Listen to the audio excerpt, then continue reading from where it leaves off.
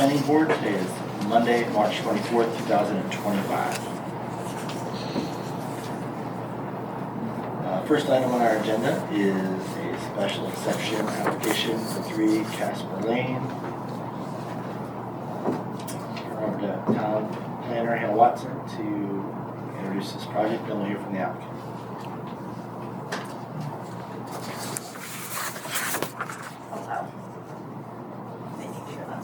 Okay, so the application you have before you tonight for your first step of the special exception review, so we're here for the completeness tonight. The applicants are proposing a 450 square foot ground floor addition to their single family home. The home is located in the Resource Protection District outside of the 75-foot setback, but it is in the district. So they are here in front of you today for that special exception review. One thing to note is Article 7, Section 1(8)(e), which limits the ground floor area of principal and accessory structures in the Resource Protection District to 1,500 square feet. The applicant is pushing right up against this number with their proposed addition. They'd be over it. So they have proposed, as part of this process, to split their lot into 2, to have their existing detached garage that has an apartment on top be in its own lot, so that apartment would be the primary use on that new lot, and then have their lot with the existing single family home in the addition be its own, and that will be able to meet the 1,500 square foot limit that we have there. Other than that, it is a rather straightforward special exception review. Yeah, I had more and I lost it. So, would you like to speak? Hi. Go up to the podium over there.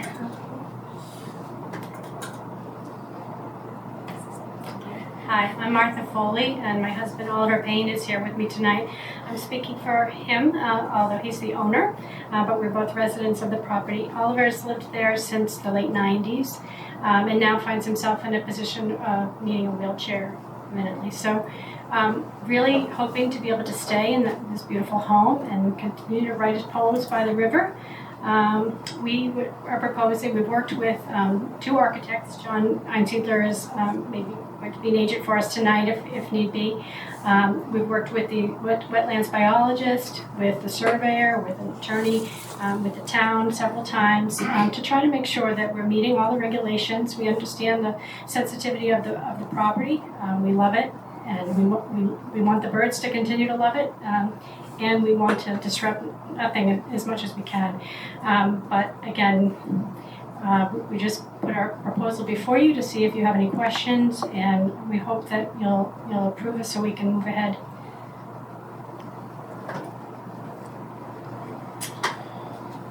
All right. Thank you. So what, I guess I'd like to know what the details are. I'm not going to ask you to kind of recalculate. The calculations look very complex to get to the line. I'll trust that the numbers are right and that they've been reviewed by the town planner and the architect to sign the home. So I understand that part. But the premise is that you are. Tell us about the project. Okay, so because it's a quite a vertical house, but so much of the home will no longer be accessible with a wheelchair. What we really are looking to do is to add a master bedroom with a handicap accessible bathroom and a small desk area, and it would have access to like the backyard. And it would also have access to the driveway. The current front door is not really very accessible either, so this would have its own entrance. But in order, so we're proposing that we remove the deck, and that we can landscape just to allow him to go outside there, and then there'd be a ramp pathway toward the driveway. So we're not talking about a second floor, just a one-story addition.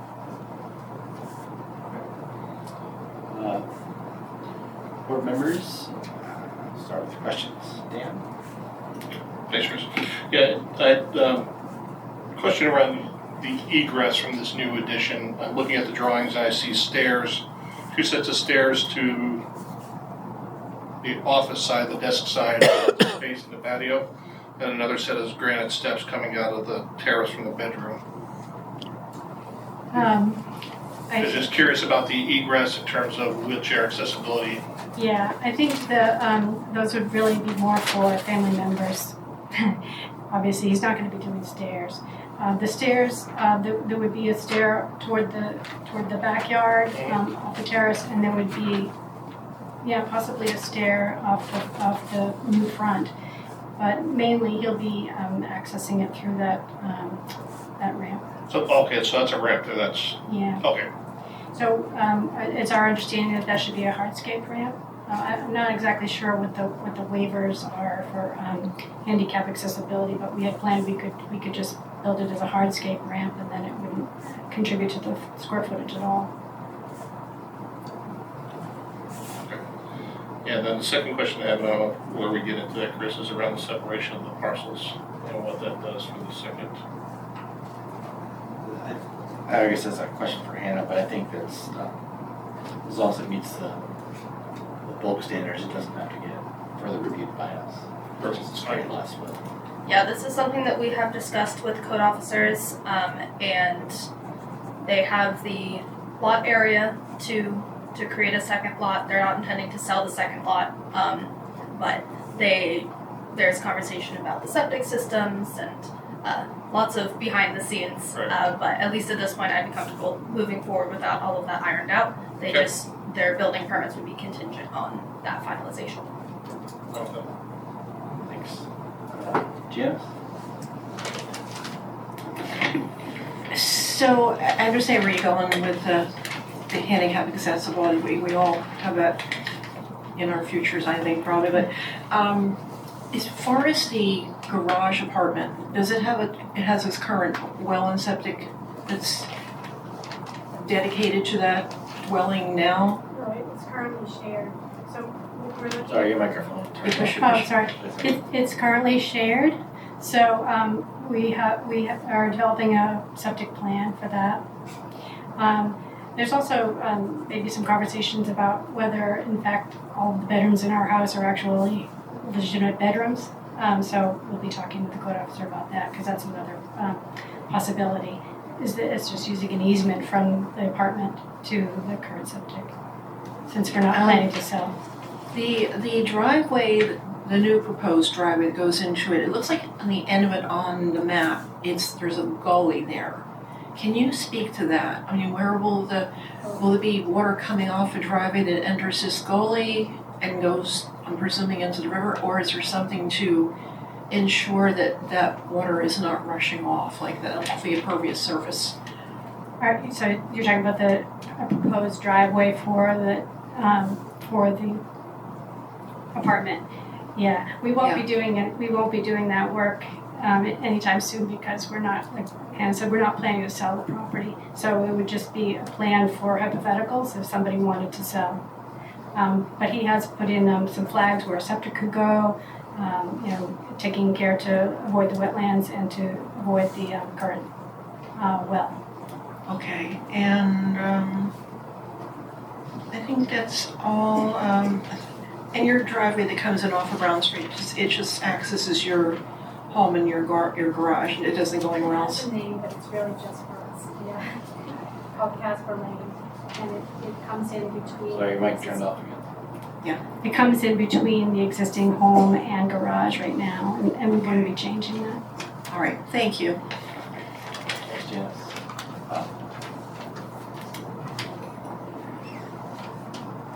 I guess I've only got a quick question for Hannah. While we're just looking at the special exception, where we're looking at a lot that's being carved off, but that lot also, it does meet the requirements as far as land area is concerned.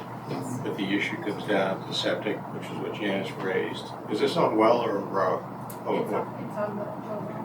There's nothing in our ordinance prohibits you from having a shared leach No. field. I'm not going to attest to that because my lot has 3 of my neighbors' leach fields on my lot. Delightful. So, anyway, I just want to be sure that we've covered our bases and it doesn't come back to the applicant that all of a sudden, whoops, we've missed something. Yep. So, in terms of if there's a suitable HHE 200 developed for that lot for the purposes of being able to sell it, in the future, that's one thing. It'd be apropos to have to fine. The only thing I have a question on is I know the special exceptions we usually don't have anything to sign as far as the plan is concerned. And where a survey has been done, and I'm just throwing this out, it makes sense to me that the actual change in footprint for the existing house, since it's a survey already completed to show the division, that the expansion of the existing house should show up on the survey as the proposed addition. What Jim has done on his, it's great for information, but I don't find that adequate in terms of nailing it to the face of the earth, if you will, than adding that additional information onto the survey plan. It would be adequate and required for approval. That's the only real questions I have. I don't see any major issue with what's being requested, the square footage calculations and paperwork. I should tell the board, first of all, that the applicant and his neighbors are all very good friends of mine, and I've known about this project for a while. And I just put that out there. Shouldn't I have no financial interest, and I wouldn't get in the way, but you should know that. This is my first time with a special exception kind of thing, so I got out the ordinances and Article 7 and read it all very carefully and said, okay, from what I could tell, does it meet all of these criteria? And I realized, well, there's some details remaining, as you've said, and so it was a little hard to precisely answer that. And that the concern that I would normally have in these situations. It's a beautiful spot. It's on the river. That with the change in the footprints and the moving, they would hope that any drainage issues would not impact the river. And I'm sure you're deeply aware of that. But I think we'd have to be pretty secure on that issue. Thank you very much. Thanks, Ted.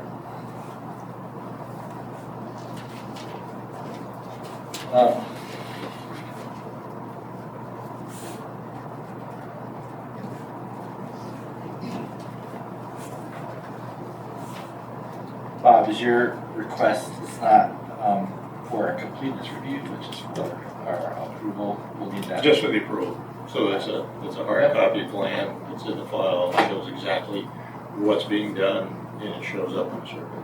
Yeah. That's all. Right. Is it okay if our Yes. architect friend That's speaks? Yes. Bob, would I be able to put it on my plan without getting Jack to do it in case he can't do it? He's retired. I was kind of wondering when I saw his name. I said, "Is he still working?" He's been doing this for us, but he's retired. Okay.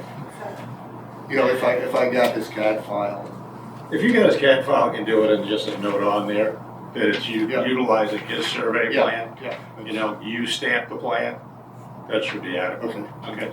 But I think it really needs to be on. Okay, so I just, So if you got that, that should be.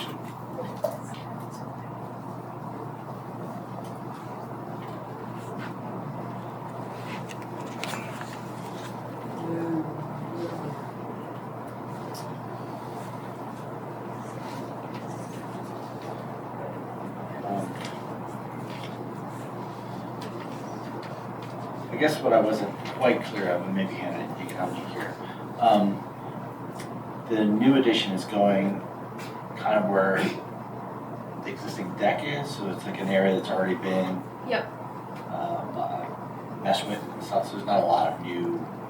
Correct. Oh, okay. Yeah, there's one page of the plan set that has lots of calculations on it, and I believe it comes out to about 200 square feet of new area. Yeah. So they took away some to add this in there. Yeah. It was hard to follow. Yeah. It took me a few reads through it. So that's why I just wanted to make sure that I understood what was happening. So I think I am okay with the calcs that have been provided, and the information seems like we have enough to deem the application to be complete. So if there's a motion to that effect, we can schedule I will make a motion to consider the application by Oliver E. Payne and Martha Foley at 3 Casper Lane to add on an accessible section of their home. The application to be complete with the change that Bob has suggested to the plan to show the addition. Second. Motion has been made and seconded. Jim, are you clear on the motion? Yes. Okay. There was some extra stuff added in there, but I'm not sure that was necessarily for completeness, but that's okay.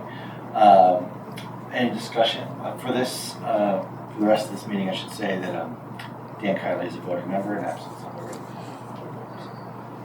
Dan's hand. Any discussion on the motion? All those in favor? Aye. Any opposed? The application has been deemed complete.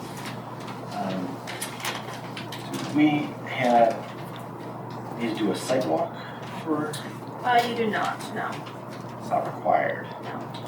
I don't believe the special exception section really talks about sidewalks at all. So you're not precluded from one, so to say, but there's no requirement for one.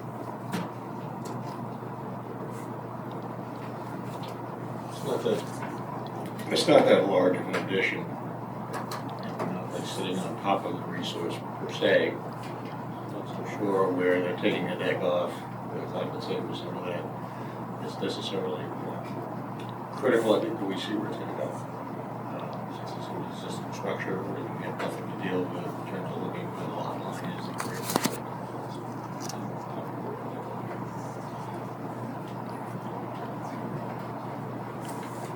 Other board members have any concerns about not doing so? All right, so then we'll schedule a public hearing, and it sounds like the recommendation is for April 14th. Is that correct? So we'll schedule a public hearing for April 14th, 2025 for this application. Thank you. Thank you very much.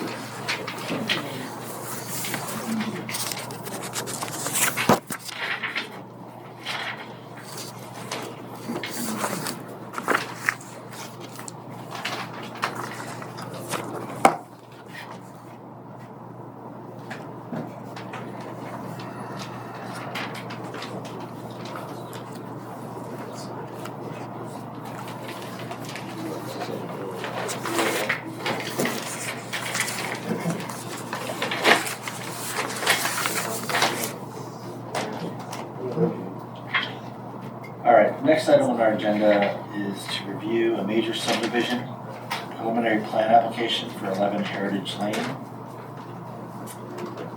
Hannah, I'll turn it over to you. All right, so tonight we have in front of us, as Chris said, the preliminary application for 11 Heritage. We last saw them for their sketch plan review. So tonight's meeting, again, we're just going for completeness. Based on my review, everything that is required for submissions has been met. The town engineer did look at the plans and submitted a technical review late last week, which I sent to you all this morning, and which has been sent to the applicant. So none of his comments have been addressed at this point, given that turnaround, but that has been done and communicated to the applicant for their review. Other than that, Werner has a presentation. Thank you very much, Board. Thank you, Hannah. For the record, my name is Werner Gilliam, here on behalf of CV & Sons from Walsh Engineering Associates. Next slide, please. So, as you all may recall from our sketch plan application and from the site walk that a number of you all attended, existing conditions for this lot, we have 3 acres of land that's located on the northerly side of 11 Heritage Lane. It's currently improved with a single-family home that sits in the middle of the property, and we have, out of that 3 acres, approximately 30,000 square feet of that lot is currently cleared, with the rest of that property being wooded. Next slide, please.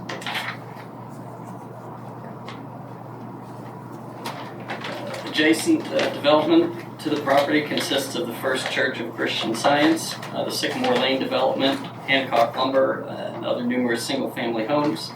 As you know, the property is located within the York Street Mixed Residential and Commercial Use District. Next slide, please. This just gives you a little bit of a sense of the overview of adjacent uses. In terms of proximity to open space, we're about 400 feet to the 70-acre Kennebunk Forest, about a mile to Rotary Park to the north, and 0.2 of a mile to land owned by Rachel Carson. And based on our net residential density calculations, with being in the York Street Mixed Residential and Commercial Use District, this property, just based on the numbers itself, could support 21 residential units. Next slide, please. So our proposed development here is we're proposing to subdivide the existing lot into 8 single-family lots, 7 of which will be serviced by a private road with an entrance onto Heritage Lane. Lot 8 will have a separate entrance onto Heritage Lane. Actually, Hannah, if you go back one more, there we go. So lot 8, there will have its own separate entrance. The remaining lots will obtain frontage on the newly proposed private road, which is shown on a plan. The road name for that has been submitted to the addressing officer, and that will show up shows up on the plan and future plans known as Bluebird Lane. So our lot sizes, hang on to that one just for a second. Thank you. Lot size, the lot sizes range from approximately 8,100 square feet to 22,000 square feet in size. And based on our preliminary design work, all of those lots, including the driveways, will have the equivalent of less than 25% coverage. Next slide, please. Thanks. At this time, CV & Sons intends to construct the homes. Homes will be consistent in size and character with the existing home and intended to be available for first-time home buyers. Homes will be between 1,500 to 2,400 square feet of living space. We'll have a road association that will be established for the management and upkeep of the private road and associated utilities and stormwater improvements. Next slide, please. So our road design is in conformance with the modeled fire truck turning radius requirements. So we have sent that design along to the fire department, and they have reviewed that, and they're satisfied with the design, as well as our proposed hydrant location, which you'll see we have a new proposed hydrant located there at the intersection of Heritage and Bluebird. Also, just on this plan, Chris had a question regarding the mailbox location. Cluster mailbox location has been provided for at the end of Heritage, along with where all the existing mailboxes are located. That has also been submitted to the post office, and they have also responded with no objection. Next slide, please. So this project would connect water, electrical, and communication utilities from Heritage. We talked about the hydrant will be placed at the intersection of Heritage and Bluebird. Public sewer will be provided to lots 5 and 4, and we'll see that on the next slide, but hang on to this one for a minute. Via a number of existing sewer stubs that were deeded to the property and constructed when Sycamore Lane was built. So there were 3 sewer stubs that were deeded to this particular parcel for single-family use. We're utilizing 2 of those for lots 5 and 4. The existing single-family homes leach field will be removed, and the existing home there will be tied into public sewer and water as well. Next slide, please. So the remaining lots, they'll be serviced by an extended sewer and water services they'll extend from the property to existing services located at the intersection with York Street. So we do have a water main that comes partially up Heritage and will connect into that. Sewer itself will extend down to there's an existing manhole that is located at the intersection with York Street. So I know there's been some discussion regarding future paving, that's to be done on Route 1. We've identified that the manhole that we have is not located within the traveled way of Route 1. So we're off beyond the shoulder, and we're located in the entrance apron to Heritage, which is where that connection will take place. All the relevant utility districts, they've provided us with capacity letters, and they've all received a preliminary plan set for their review and comment. We've also submitted a private sewer main extension request to the Kennebunk Sewer District trustees for their review.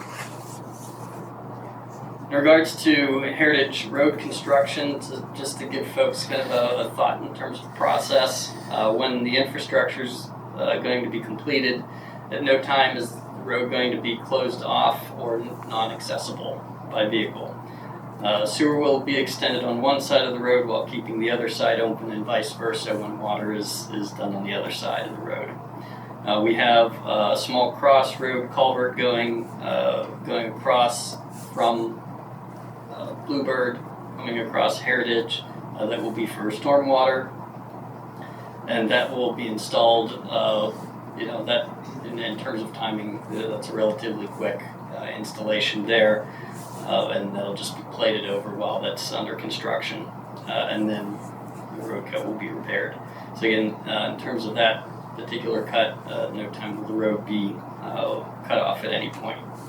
Then Heritage will be repaved, specifically where the sewer and water are being extended all the way, and I suspect at some point that'll likely be retopped as well back out to the entrance. As far as association costs, council's drafting a road association for the new road. They'll be installed with all members of Bluebird Lane. They will have equal dues, including Lot 8. They'll have equal dues with the Heritage Lane Road Association, as well as rights on their own. Certainly, this is done, with the thought and the mindset that these lots should carry an equal share of the responsibilities for Heritage. Next slide, please. So we've provided you with photometrics for the individual homes as well as street lighting. So we have 2 street lights being proposed. We have one at the intersection with Heritage, and then we have one at the very end of Bluebird where we have our fire truck turnaround, our T-turn. Next slide, please. So the site, for those of you who've been there, is relatively flat in terms of topography. So we've done our stormwater analysis report that's been prepared and submitted as part of our preliminary review package. We did, as Hannah noted, we did receive comments on Friday, and we will be providing responses to those comments.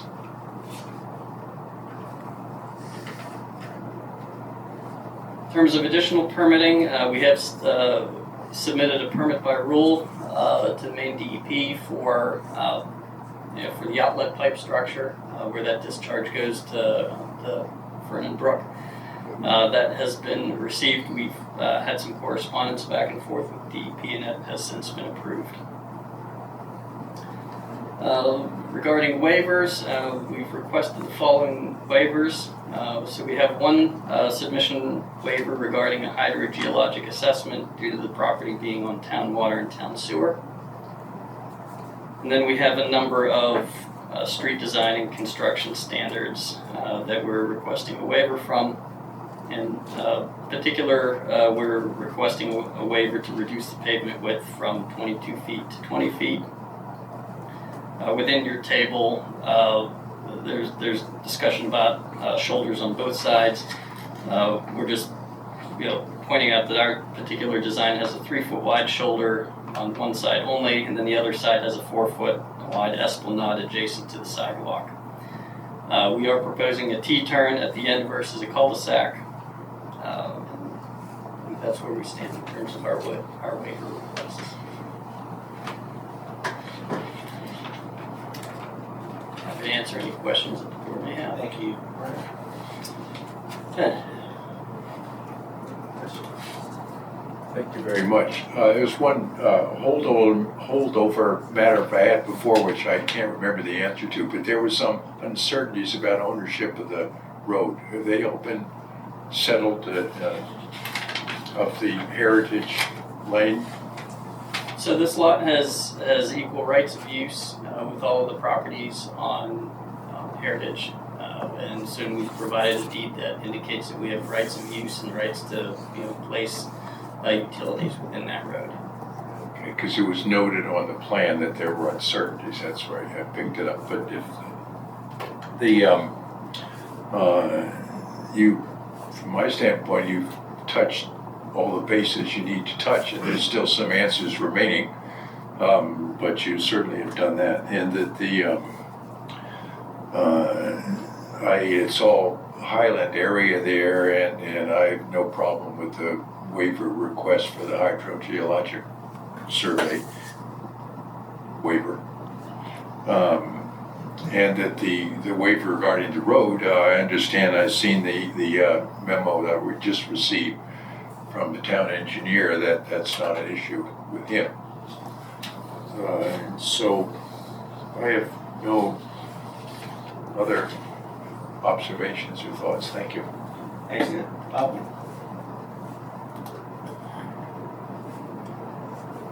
Werner, just a minute. Werner, on the church, are they on public water? So I believe they're on public water. There is no public sewer at this location. The water main does come up just past there. okay, that was just one clarification in regards to your request for the waiver. The road width, I agree that's not a challenge, but I'm looking at Chris's memo afterwards. I kind of concur with him. You're not curbing this, as I understand, between the edge of the pavement and then with the esplanade, and then summarily the sidewalk, you're planning on sheet flow across. That's correct, yes. That's going to be one messy, nasty looking esplanade because there's no protection of that. I understand the means of trying to get the water from one side to the other. But I don't see that that's going to function very well. We approved one like that many, many years ago out in West Kennebunk that turned into a gravel asphalt mess for the longest time. So I'm not so sure that makes sense at this point. Pulling the sidewalk up to the edge then becomes a delineation problem in terms of people walking between what's the edge of the roadway and the sidewalk. So I guess I'm going to throw that back at you. Yeah. To take a look at how to resolve that issue. Yep. Because I just don't see that as being viable, even though it's going to be private. It's still a questionable aspect. Yeah, no, that's a fair question. I mean, I think that's one of the things that we had thought about on, where do we do the sidewalk placement? Do we have the sidewalk, to begin with? or do we just extend the width of the pavement and have it delineated? So those were a number of things that were kicked around during the design phase. Certainly, we have Chris's concerns, and I'll note that those are your concerns as well, and we'll take that back to the design folks to ponder. The other question I have is regarding, the buffer between this development and the church, and then the drainage easements and whatnot. Some of Chris's comments about landscaping near some of the drainage ways. How do you plan on buffering that edge? Well, it's only a 10-foot strip. It's not clear what your drainage is being handled on that along that edge. Whether or not landscaping, or whether it's going to have to be something like a fence. Sure. I mean that so that 10-foot strip there is will be a non-disturb, no cut buffer that exists in between there. Then generally speaking, the rest of the site it gets graded. It'll be graded and pitched back in towards the stormwater improvements there. I do believe we have some stormwater improvements that'll exist along the edges of the homes, along the back sides there. We did not have any additional buffering that was identified along the property lines. Instead, we're just we're opting to retain as much of the natural vegetation there as we can. We had a site walk on this because I wasn't. We did. I guess I'm concerned with a 10-foot strip. It isn't a heck of a lot of land. And when Mr. Seavey did his project up front, on the other side of the church, there was an issue in terms of being able to provide adequate planting in there. So, and I don't see a planting plan as any part of this project. So, let's see where your landscape plan is, addressing all your buffers especially. Not clear where the demarcation is in terms of vegetation on Sycamore Lane, and where units 5 and 4 are going to be, and what the clearings. We need to see how that's going to be addressed. Yep. Yeah, we can clarify some of those clearing areas for you. Then I do have an offhanded comment and question. When we approved the front project for Mr. Seavey, the commercial building that shows on this plan was not part of that development site. And now it appears to show as a single lot, which would have meant an amendment to a plan that we had already approved, because that was a subdivision plan, so I would raise that to the attention of the client. We'll update the plan. Yeah. Yep. Okay.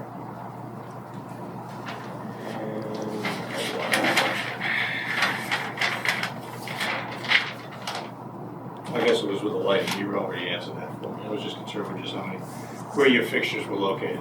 So, okay. Thanks, Bob. Janice? Thanks. I had buffer plantings on my list too, and then when we did the sidewalk, I noticed it was, there's some natural stuff there between the existing house and the neighbors, but it's pretty sparse. And so I'm just wondering, this is a lot more density than the neighbors are used to seeing in their backyard. I'm kind of wondering if you could, come up with a little, robust planting to kind of screen that for them. My question is about that culvert coming across the road there. Can you tell me more about how that's designed to work, Werner? I see it's designed as overflow. My big concern is having water that's got a lot of sediment in it coming across from that into Fernald Brook. Because that brook just goes right out to the Melson River. So it's a big concern for us, keeping that as pristine as we possibly can. Sure. Can you tell me a little more about how this is designed to work? Sure. Yes. So really, the outlet structure that's coming across Heritage, really what that's tying into is, so you have a detention area, and so that handles exactly what it is that you're talking about. So your stormwater works its way over to that detention area. And it's really intended also there to allow for settling of any sediments, right? That's the intent. Those, not only is it a capacity, it's a tool for capacity. Thank you for jumping to that. But it's also intended to allow for any sediments to settle before, ultimately coming through the outlet structure, discharging over to Fernal Brook. As the lot, is currently situated and laid out, I think most of that stormwater likely sheet, what doesn't infiltrate on the site right now, likely just sheet flows across the street to begin with. Now it'll have an area for that sediment to settle beforehand. Okay, and is there some sort of a maintenance schedule that goes along with something like that? There will be, yes. Okay, Yeah, and it would be whose responsibility to make sure that that's followed? That becomes the responsibility of the homeowners association. That's Okay. Becomes an improvement that they're responsible for maintaining. Okay, I think that's all my questions. My colleagues have touched on everything else I had. Thank you. Thanks, And James. these are designed to be relatively simple, in terms of the maintenance, items for them. There's becomes primary. Most of these become primarily, visual inspections, making sure that the structures are kept clean and clear, and then ultimately, you really only get into a fair amount of perhaps subcontracted work once you get an accumulated sediment base within that the detention area. So they are meant to function relatively self-sufficiently. Okay, thank you very much for going through that. Dan? Not having been here for the initial meeting and site walk, just one of the questions I had is at the end of the T turnaround at the end of the road there, it seems like it grades off and drops down towards Sycamore on the other side. Is there any, does that flatten out in there, or is any runoff going to be going towards Sycamore up in the top part of that? No, so really, the reason, you do have a bit of a drop off at the end, but that's mostly just because the road's elevated and picked up so that the drainage works, and it really is, with the intention that we don't shed any,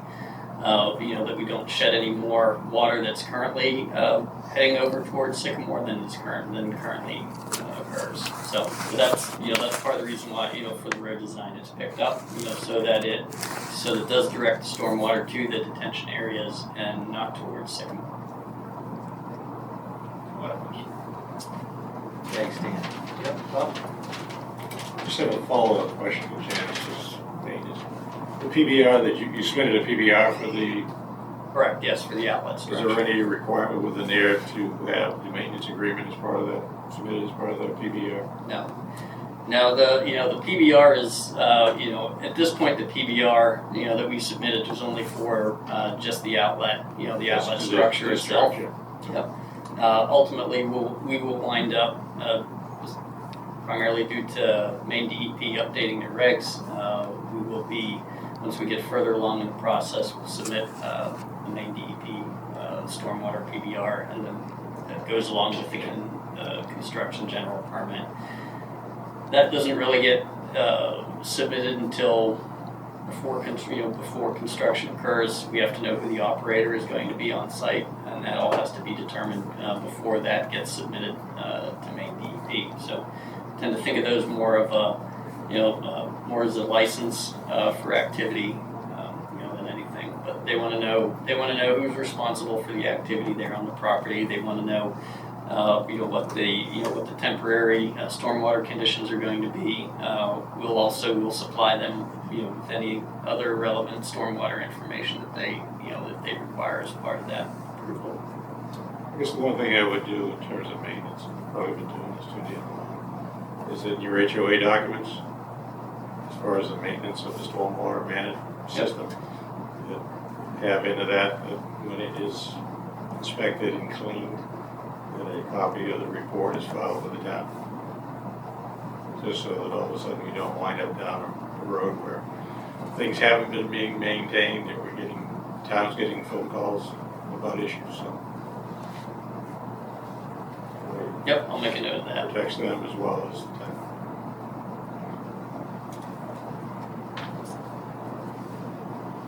Can you review again the sewer plant?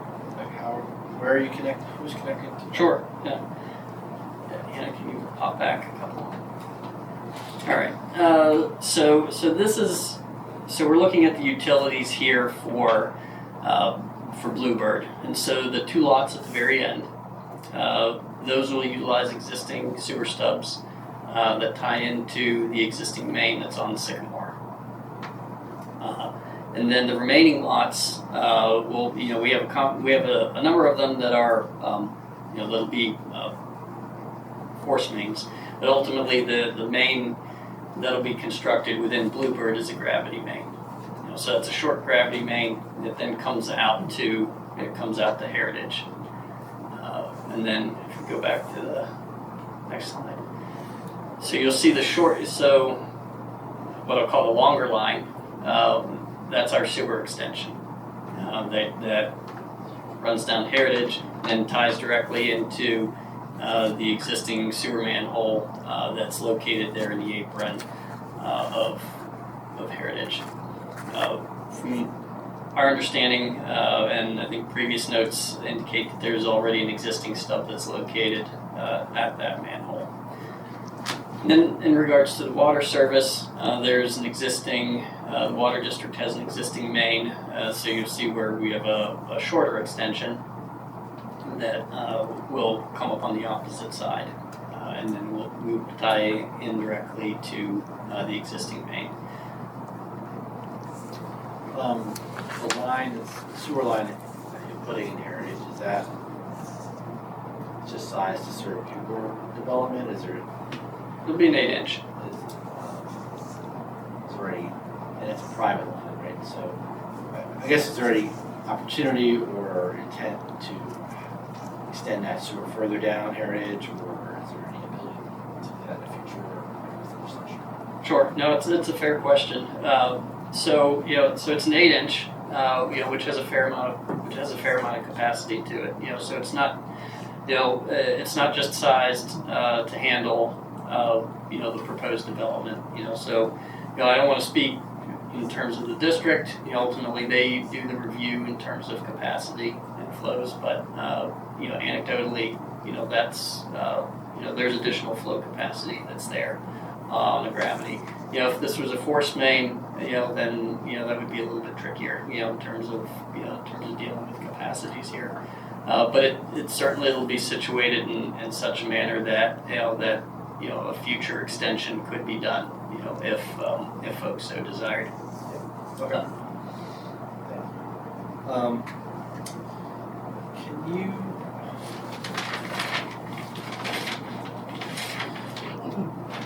on lot 1 there's a drainage easement across lots 1, 2, 3, and 4. Can you explain what that is? There's another plan. Site plan on sheet 1, 3. Yeah, we'll go back to that. Talks about a drainage easement across, which looks like it goes. Is that to serve the back? That's correct. Yes, That's one that you guys are making for the homeowners association. Is that correct. It's not an existing. That is correct. That's not an existing, stormwater easement. That, really what that's intending to reflect is the fact that, that there's stormwater that, has the potential to cross the proposed lots that are there. So this is not, Catch this is that not, any. this is not an indication on the abutting property at all. Is that directing that water anywhere, or is it we're just kind of holding it? Some of it, some of that is for retention, and then some of that does work its way and is discharged over our detention area. Can you pull up your grading plan on that side? A couple slides forward.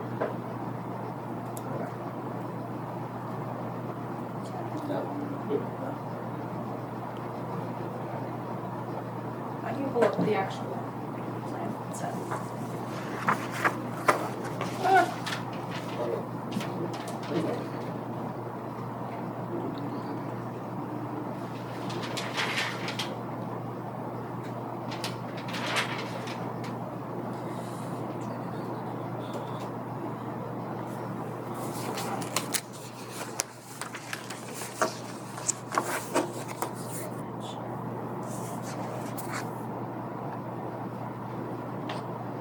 Yeah, so you'll see, we do have grading and swales that come forward to the ditch that runs along the front of, lots 1, 2, 3, 4.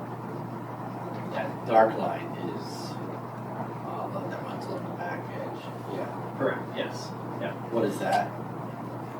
That's similar to, to what we've done, before, where we do have, essentially, gravel with, with a pipe in there that does act as, it does collect stormwater. It allows for it to infiltrate. Really what this does, this is just picking up that little bit of grading that's on the backside of the homes there. Allows for some retention. And again, the majority of lots, they're graded forward towards, the proposed ditches that we have along the front that then eventually work their way over to our detention area.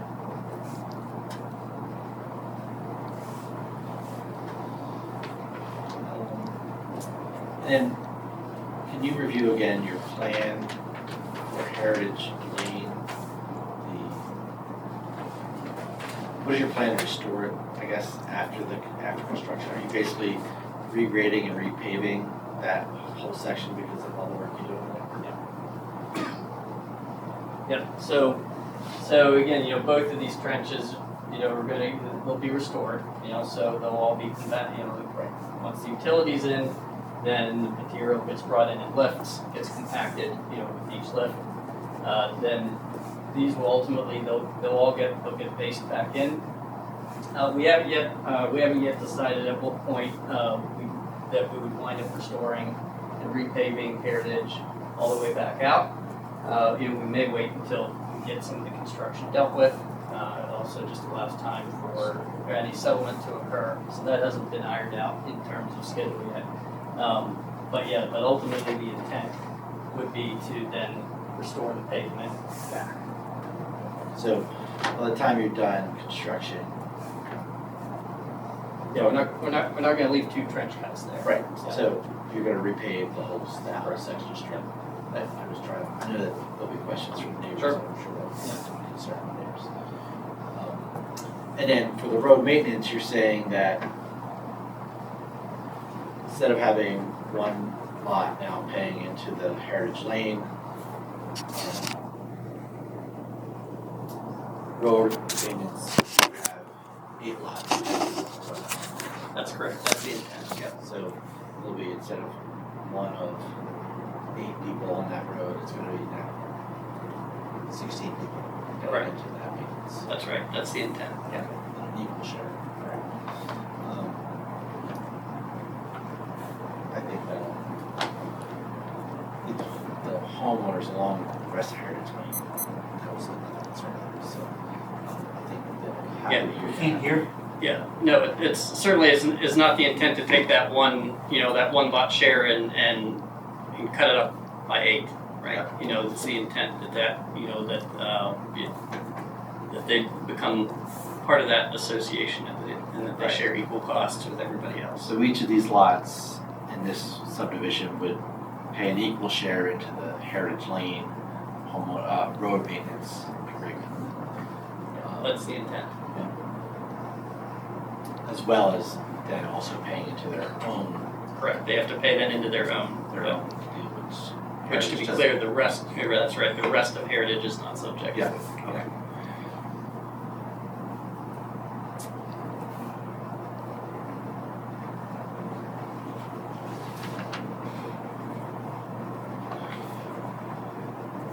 Alright, I think that's the end of my questions. Obviously, you'll have responses the next time for concerns that Chris brought up in his engineer's memo, some of which we talked about, the sidewalk and the road.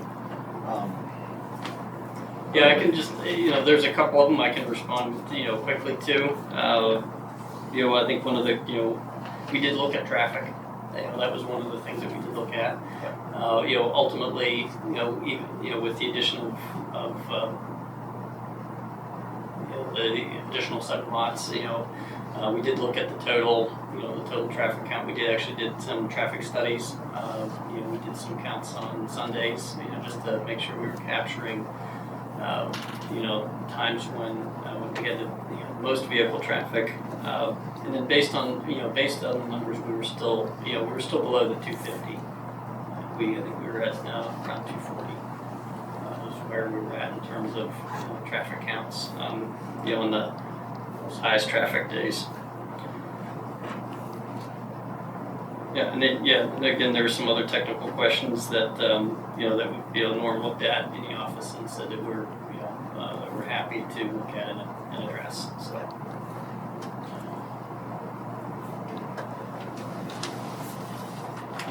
And we certainly understand that because we're asking for some of the design waivers on the street construction standards, that there's a recognition that this would not be brought forward for town public acceptance. Is Heritage a private lane? Or is it public? It's private. Private, Yeah.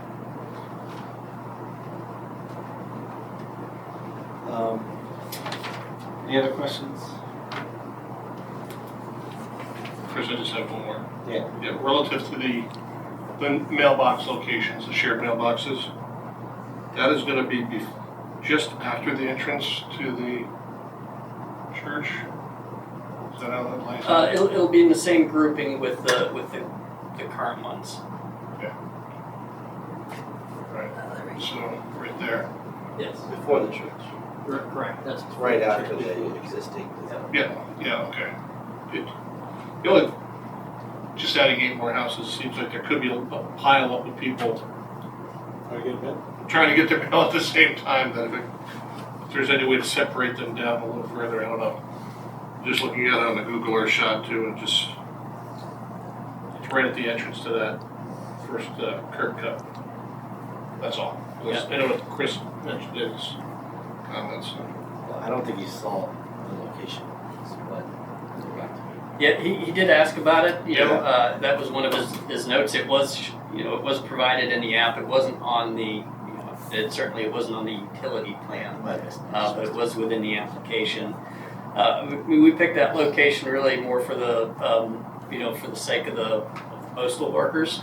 Just to give them a one-stop location to be able to do their deliveries. Certainly we're happy to put it wherever and in a location that's agreeable to both the post office and the town. But that was really the intent, was to keep those all there within that same area. That's it. thank you. All right, so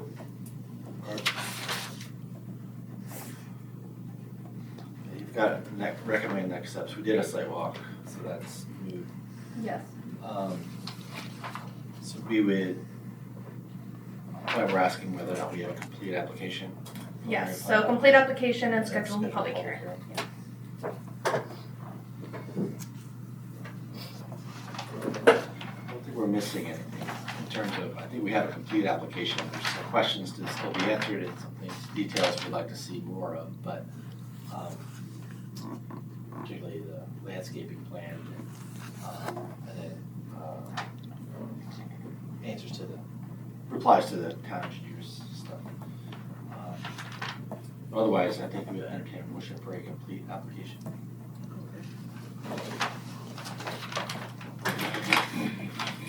I will make a motion to consider the application by CD and Sons Builders for 11 Heritage Lane for an 8-lot subdivision complete.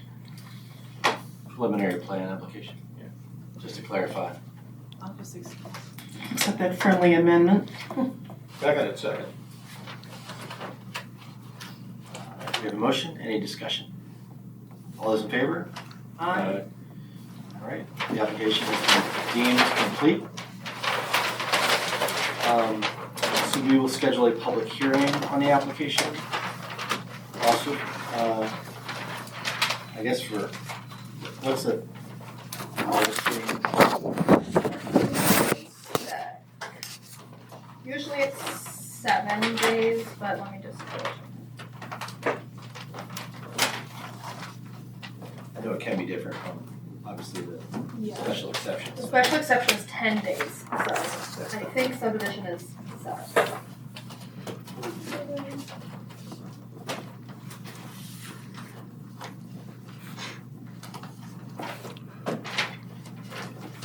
Yes, it's 7. All right, so we'll schedule a public hearing for April 14th, if there's room on that schedule, on that. Yep. Agenda. And Werner, you are the one sending the notices for this round. Okay. Just we do the newspaper notice, and the applicant does the mail notice. Mail to letters. Yep. Certified? Yes. There'll be a public hearing on April 14th, here where the public will have opportunities to speak to the application, raise questions and concerns. Those are postmarked 7 days prior, correct? Yes. Great. Thank you. Thank you, board. All right, thank you.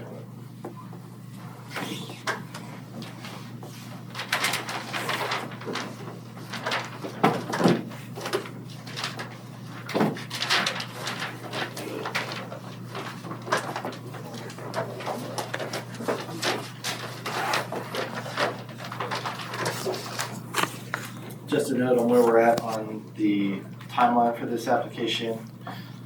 So the public hearing, you'll have an opportunity to speak, the public has an opportunity to speak. The board at that meeting may grant preliminary plan approval. And then there's another set of details and one more meeting potentially where if we grant preliminary plan, they have to come back for a final plan approval. So there's 2 more approval steps for our board to iron out any details or any concerns or comments that you guys raised that haven't been addressed or that are new. So that's where we are in the process. And you can call the town planner if you have any questions about whatever we are and then those steps. All right, thank you. Thank you, Warner. Tom White, I'm the president of the Dennis Lane Road Association. Somebody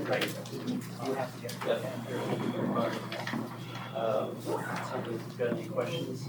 Or you wanna, engage in any of these items, just shoot me an email, we're happy to facilitate. Next item on our agenda we need to, so. Thank you. is to approve meeting minutes from March 10th. Bruce Reed was the one that did the fourth, that was Bill Walsh. Bob and Dan were not Reed is present at that meeting. Excuse me, folks. May I ask that you step out so we can? Yeah, thank you very much.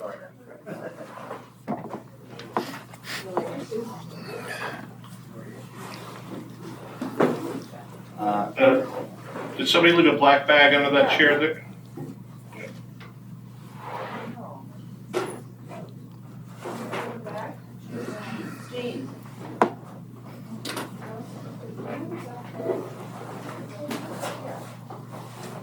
All right, are there any comments or questions on the meeting minutes from March 10th?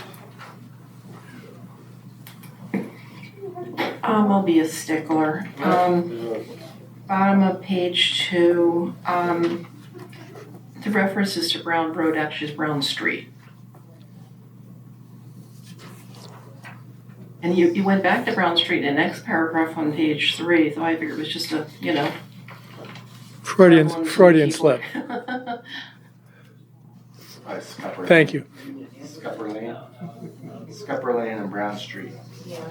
He tried to consolidate. Scupper Lane, I think. It is, right? Yeah, Scupper Lane.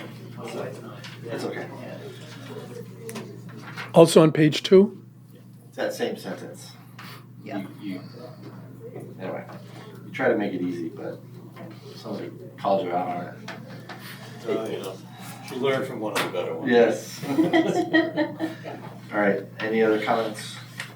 Is there a motion? I will make a motion to approve the planning board meeting minutes for March 10th, 2025 as corrected. Second. Made and seconded. Is there any discussion? All in favor? Aye. Any opposed? Abstain. Any abstentions? 3 in favor, 0 opposed, 2 abstentions. Meeting minutes are approved. I'm sorry, and who were the abstentions? It's, Dan and Bob, as they were absent.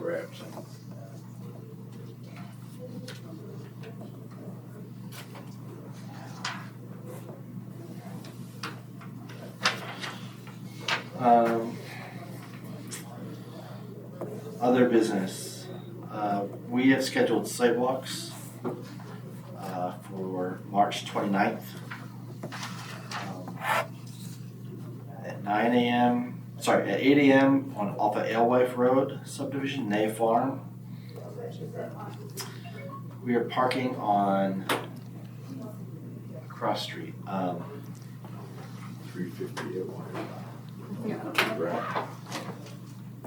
What's it, 350 Alewife Road? 350 at one. But there's 8 o'clock. I think we end up parking on It's across the street right there, I think.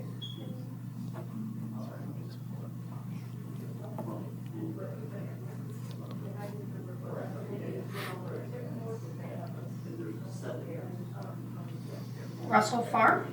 yes. So parking on Russell Farm Road and then walking because there's no parking. Russell Farm Road. Yeah. The first entrance as you're coming from town to Russell Farm Road. Right. If you park along there and then walk carefully across Alewife Road to the entrance. What's the name of that project? Nay Farm, N-E-Y. Yeah, I will actually, I will talk with the applicants about the meeting location. It actually might make sense to meet at the other end of Russell Farm. Okay.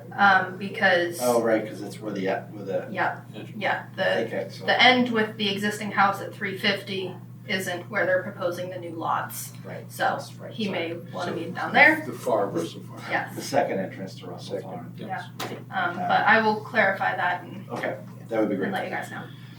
The second sidewalk is at 9 a.m. Spinnaker Way subdivision, which is right off of Brown Street, right after you go Just under past the the railroad Silver bridge. Lake Bridge. There's a road on the left-hand side. You can drive in that, it's just. Yes. Yeah, I mean, you can get in there, you know, Yeah, it's, the old gravel. yeah, it's muddy. Very muddy.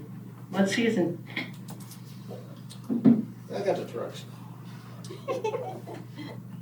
Bring a tow rope. Yeah, bring it over. Okay. Chains.